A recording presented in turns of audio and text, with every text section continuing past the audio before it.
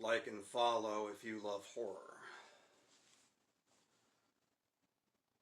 Just business as usual, sir, Jira answered. And you're new. The question is, are you new to our little world? Diana shook her head. Not new, just enlightened, I would say. I'm new to this team. But something is missing here. A certain spark, I'd say. Andasti continued his observation of Diana.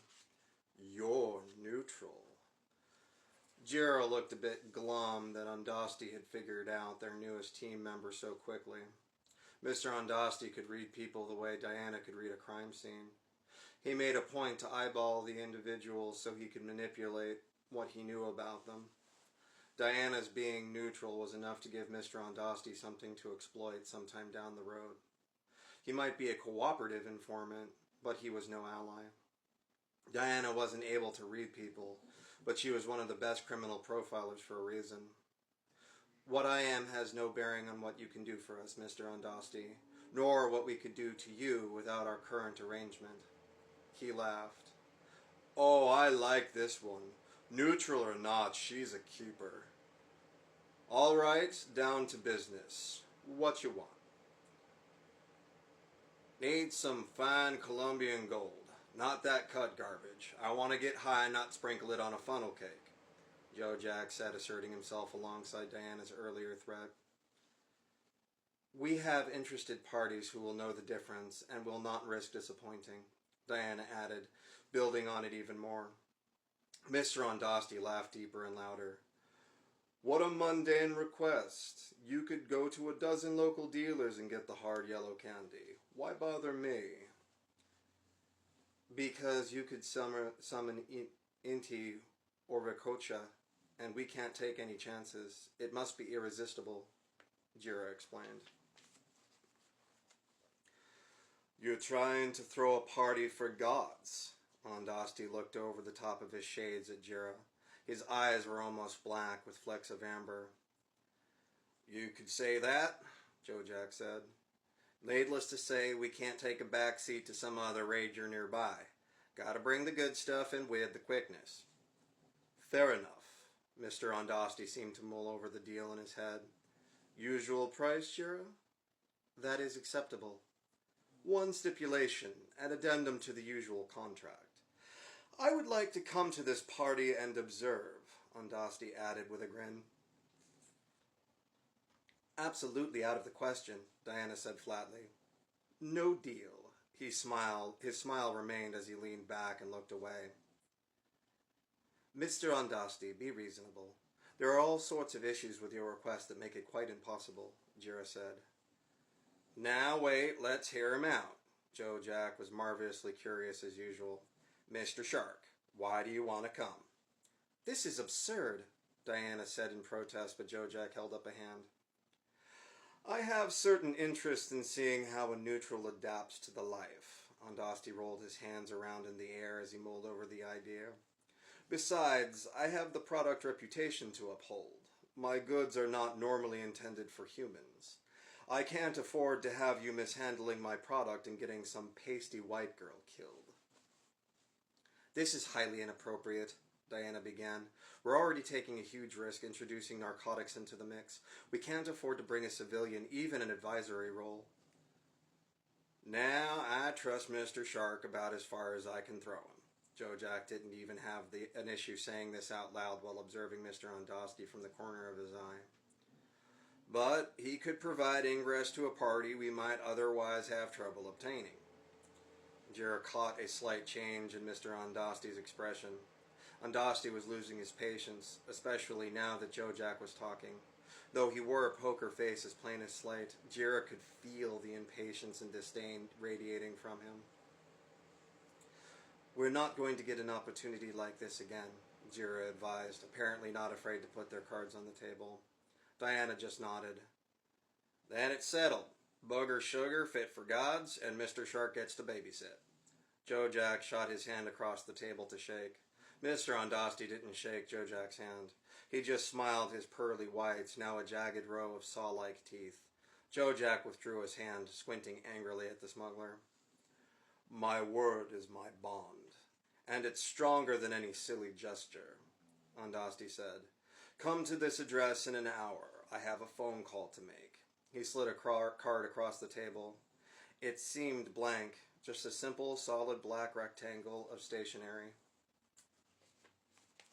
Jira accepted it with a nod, then looked at Joe Jack and Diana. Without a word, he stood up and left, Joe Jack following closely behind. Diana was confused by the sudden and quiet departure, but didn't want to seem inept. She lingered only long enough to make solid eye contact with Mr. Andasti, a trick her trainer sergeant once taught her. She couldn't be sure he was looking back. His shades were black mirrors over his eyes, but it would let him know she was agreeing to things only on her terms. Diana caught up quickly with Joe Jack and Jira, muttered under her breath, What was that? She was upset with her colleagues, feeling they just made a rookie mistake. Not here. He can still hear you from this distance, and don't forget that. Once they were safely in the van and away down the road, Jiro nodded to Joe Jack. Well, truth be told, that went better than expected, Joe Jack said as he scratched the back of his head. We just let him bully us into a ride-along. Diana was frustrated, to be sure, but was willing to hear them out. They knew more about Mr. Andasti than she did, after all. All right, let me try and make things as simple as I can. Joe Jack stroked his chin. In order to preserve our standing with the Cajun Shark, he needs to feel like he's in control. Now, for the most part, he is, but we can sometimes use that to our advantage. In this case, he's going to be distracted by you and his dealings. We can observe him, and casually, almost as if naturally. This was perfect opportunity to figure out what he's made of. Way I see it, when our Frankenstein's monster shows up, he'll be forced into a situation where he'll have to act, giving us a better understanding of his nature. Not to mention, this Frankenstein bested our chief with pure brutality. Couldn't hurt to have us someone bigger and meaner on our side. You want him to come along? This new information floored Diana. Certainly wasn't what we were after. Oh, wait, sorry, that's Jira. Certainly wasn't what we were after, but it couldn't hurt. Well, you think that meeting was difficult? Well, until I have to sell it to the chief, Joe Jack said. Hobbies for brunch, then? Jira asked with a smile. They pulled up outside a simple Art Deco diner, entered, and found a seat. Jira gladly shed his silly urban ninja getup and stretched his metallic wings before sitting down. Diana looked about to see if anyone reacted, but no one even looked their way. This place was indeed odd. While it looked mundane from all perspectives, the usual laminate tabletop booths and bars, the silly checkered tiling, the chrome veneer, and the Easter pastel colors, everything about it was just off. There was almost no cars in the decaying parking lot outside, but the place was packed. There was music playing, the Murder City Devils, but she didn't see speakers or even see a jukebox. Then subtle details began to pop out.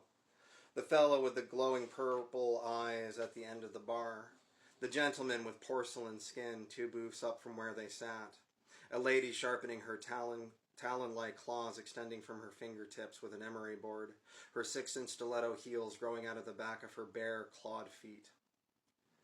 Would you stop that? You're embarrassing me, Jira said to Diana. Diana looked away and straightened herself up. Place for freaks to feel normal. Joe Jack sipped at his coffee. Diana couldn't remember him having ordered a coffee. Then she looked down and found a plate of waffles and strawberries with whipped cream. Excellent choice, Agent Saphestein, but I think I'll have my strawberries jellied in syrup and with white chocolate drizzle, Jira said. I didn't, Diana stammered and looked at her plate. Stop that right now, Jira said, cutting into a similar waffle prepared just as he had described. You're better than that. You've already proven so. Diana looked over at Joe Jack, who was eating chops and eggs with hash browns and cheese. Jira was right. This new world was strange, but Diana decided she wouldn't let it overcome her. She would accept it, learn from it, and live with it. Was it all that different than learning about the inner machinations of a killer's mind? That was no less foreign than this. Perhaps this world was bound